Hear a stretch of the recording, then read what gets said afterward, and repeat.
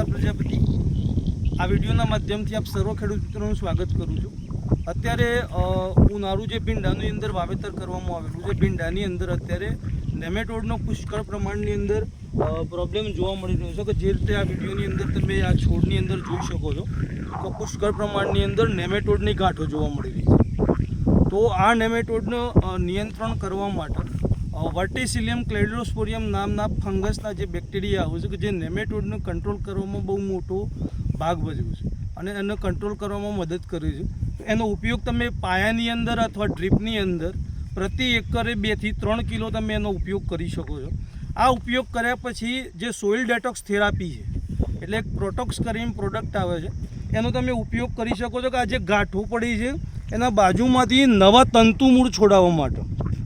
તો નવા તંતુમૂળ છૂટશે એટલે છોડનો ખોરાક ફરીથી ચાલુ થશે અને છોડનો વિકાસ આપણને જે રૂંધાય છે એ વિકાસ પણ સારો જોવા મળશે અને ઉપર ફ્રૂટ પણ સારા લાગશે।